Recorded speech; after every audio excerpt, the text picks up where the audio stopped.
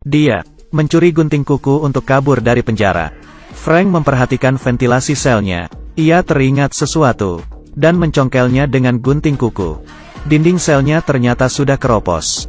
Ia sudah menduganya. Alcatraz sudah lama tidak dipugar. Kerusakan bangunan pasti sudah parah. Kalau tidak kabur sekarang, kapan lagi? Ia mulai mengikis ventilasi dengan gunting kuku. Tapi, terlalu lama dan susah. Tangannya sakit sekali. Hari kedua saat makan, ia berdiskusi dengan ketiga teman baiknya. John, Clarence, dan Charlie. Aku mau kabur. Ketiga temannya mendukungnya. Mereka mulai membagi tugas dan merencanakan rutenya. Frank sengaja menjatuhkan sendoknya dan minta yang baru. Ia pergi ke kantor sipir bersama Charlie. Frank minta tukar sendok baru. Charlie mengalihkan perhatian sipir dengan mengajaknya bicara. Frank mengambil 2 sendok dan menyembunyikannya di saku. Lalu Frank butuh koin 1 sen. Frank mencari napi yang punya 1 sen. 1 sen ini dioper dari napi satu ke napi lainnya dan sampai kepada Frank. Frank membuat alatnya. Ia memakai gagang sendok, lalu menyatukannya dengan pisau gunting kuku. Ia menggerus koin 1 sen menjadi bubuk, mematikan lampu, dan mengelasnya dengan api. Alat kikis barunya sudah jadi. Ia minta bantuan temannya untuk mengawasi. Frank segera bekerja. Tak lama, sipir datang karena mencium bau gosong. Ia mulai memeriksa. Temannya yang melihat sipir langsung pura-pura batuk. Ia lalu mengambil cangkir dan mengetukkannya ke pintu sel. Sebelum sipir sampai ke sana, Frank mendengar kode itu. Ia segera menutupi ventilasinya dengan koper. Lalu, menuangkan sisa bubuk ke jamban dan berbaring di kasur. Untung saja ia cekatan dan berhasil lolos kali ini. Setiap hari, Frank bekerja keras mengikis tembok. Debunya terlalu banyak. Jambannya mampet. Akhirnya, ia membawa debunya di kantung dan perlahan membuangnya saat ada kegiatan di luar ruangan. Rencananya ini efektif. Lubangnya sudah cukup besar. Ia lalu memberitahu rencananya kepada ketiga temannya.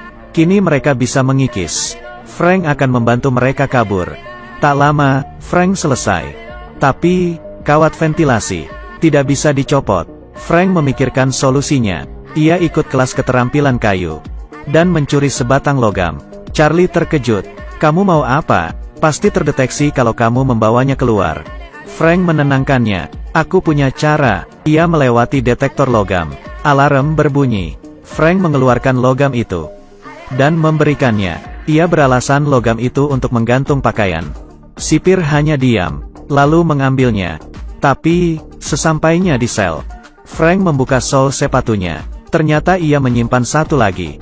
Ia sengaja menyimpan 2 logam supaya tidak ketahuan. Frank sangat cerdas.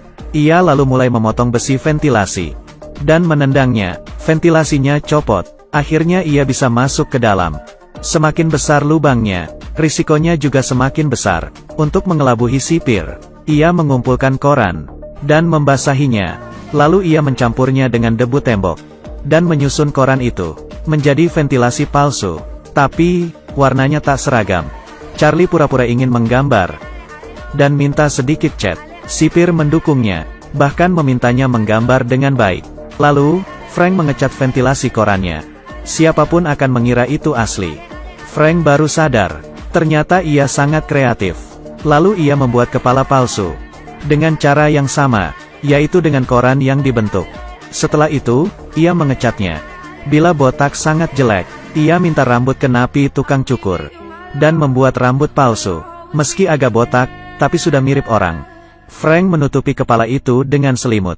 Sempurna, Frank menyelinap ke ventilasi dan mulai naik ke atas. Sesampainya di sana, ternyata ada teralis besi lagi.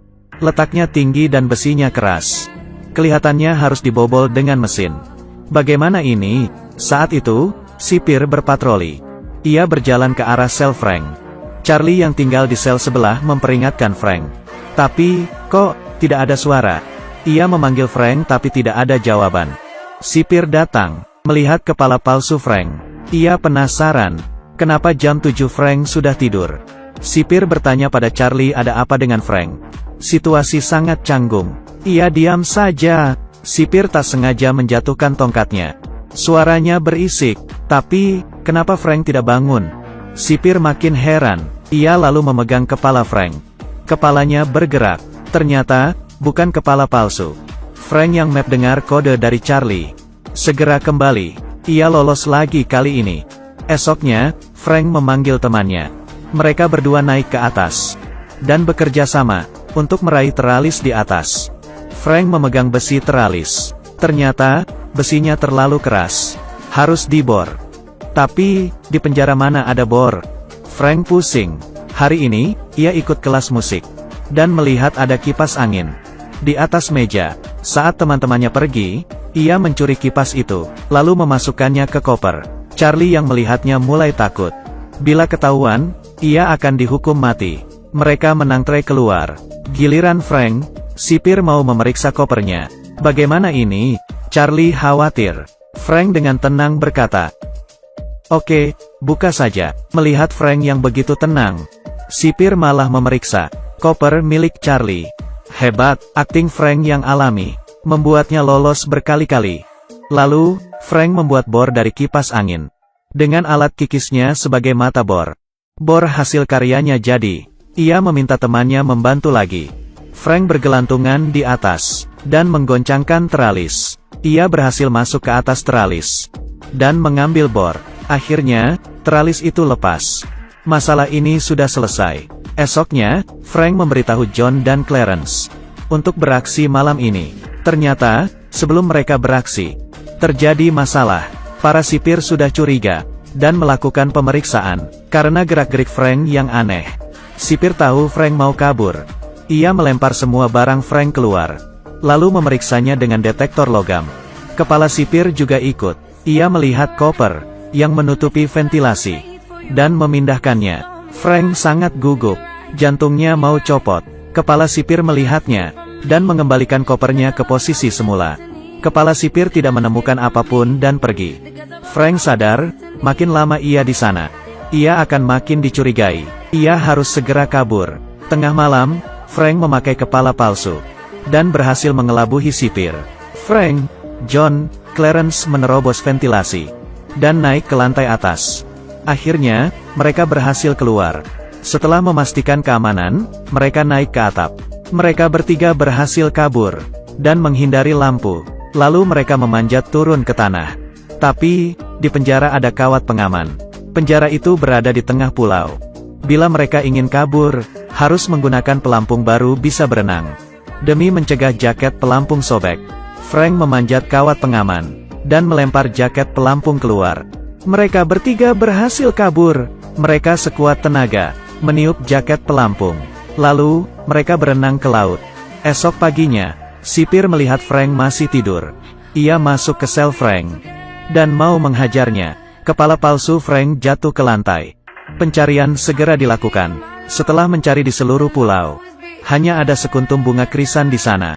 Bunga krisan melambangkan harapan. Mereka bertiga mungkin berhasil kabur. Kepala sipir membuang bunga itu ke laut, dan mengumumkan ketiganya mati. Alcatraz merupakan penjara teraman di dunia. Tidak boleh ada napi yang kabur. Film ini berjudul Escape from Alcatraz. Tamat. Oke, like dan follow, ya. Aku Kaki Minyak. Sampai jumpa semua.